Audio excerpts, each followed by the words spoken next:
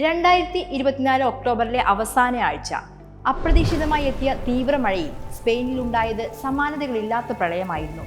പ്രളയത്തിൽ നൂറുകണക്കിന് മനുഷ്യരെ കാണാതായി. പ്രളയജലം വഹിച്ചുകൊണ്ടുവന്ന കെട്ടിടങ്ങളുടെയും വാഹനങ്ങളുടെയും അവശിഷ്ടങ്ങളും ചീഞ്ഞു നാറുന്ന ജീവജാലങ്ങളും കൊണ്ട് നിരത്തുകൾ നിറഞ്ഞു. സ്പെയിനിന്റെ തെക്കുകിഴക്കൻ മേഖലയായ വലൻസിയയിലാണ് മിന്നൽ പ്രളയമുണ്ടായത്. പെട്ടെന്നുണ്ടായ ശക്തമായ മഴയിൽ മാഗ്രോ, ടൂരിയ നദികളിലുണ്ടായ വെള്ളപ്പൊക്കം വലൻസിയയെ പ്രളയത്തിലാക്കി. മിന്നൽ പ്രളയത്തിൽ നിരവധി കെട്ടിടങ്ങളും റോഡുകളും പാലങ്ങളും തകർന്നു.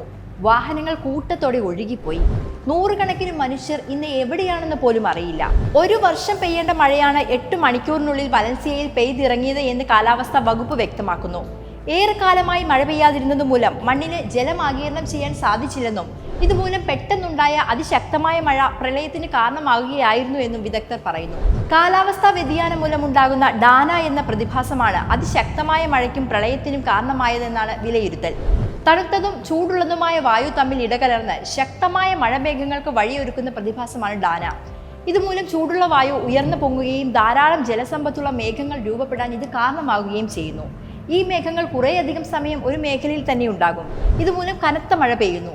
മഴ കൂടാതെ ശക്തമായ ആലിപ്പഴ വർഷത്തിനും ഉഗ്രരൂപത്തിലുള്ള ചുഴലിക്കാറ്റായ ടൊർണാഡോയ്ക്കും ഡാന പ്രതിഭാസം കാരണമാകുന്നു.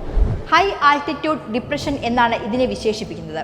കാലാവസ്ഥാ വ്യതിയാനം മൂലം ഈ പ്രതിഭാസം ഇപ്പോൾ ഇടയ്ക്കിടയ്ക്ക് യൂറോപ്പിൽ പ്രത്യക്ഷപ്പെടുന്നുണ്ട്. വലൻസിയയുടെ കിഴക്കുള്ള ചിവയിൽ വെറും 4 മണിക്കൂറിനുള്ളിൽ 320 മില്ലിമീറ്റർ മഴയാണ് പെയ്തത്. മുമ്പ് സ്പെയിനിൽ വെള്ളപ്പൊക്കം ഉണ്ടായിട്ടുണ്ടെങ്കിലും ആധുനിക സ്പെയിനിൽ ഉണ്ടായ ഏറ്റവും വലിയ പ്രളയമാണിത്. സ്പെയിനിൽ പലയിടങ്ങളിലും മഴ പെയ്തുവെങ്കിലും മെഡിറ്ററേനിയൻ തീരത്ത് 5 മില്യൺ ആളുകൾ താമസിക്കുന്ന വലൻസിയയിലാണ് ഏറ്റവും കൂടുതൽ ദുരന്തവും നാശനഷ്ടവും ഉണ്ടായത്. നിലവിലെ കണക്കുകൾ പ്രകാരം പ്രളയത്തിൽ 217 പേർ കൊല്ലപ്പെട്ടു. കാണാതായവരുടെ കണക്കുകൾ ലഭ്യമല്ല. 15,000 സൈനികരാണ് നിലവിൽ രക്ഷാപ്രവർത്തനം നടത്തുന്നത്. കൂടാതെ ദേശീയ പോലീസ് ഉദ്യോഗസ്ഥരും രക്ഷാപ്രവർത്തനം നടത്തുന്നുണ്ട്. എന്നാൽ രക്ഷാപ്രവർത്തനം കാര്യക്ഷമമല്ലെന്ന് ആരോപിച്ച് ദുരന്ത നിവാരണ സേനയ്ക്കെതിരെ കടുത്ത വിമർശനങ്ങളാണ് ഉയരുന്നത്.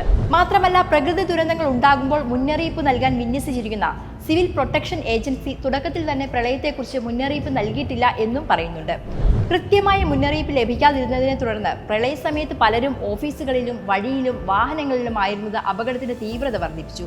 ദുരന്തത്തിൽ 10.6 ബില്യൺ യൂറോ ആണ് ദുരിതാശ്വാസ പാക്കേജായി സ്പെയിൻ പ്രഖ്യാപിച്ചത്. നിലവിൽ രക്ഷാപ്രവർത്തനം പുരോഗമിക്കുകയാണ്.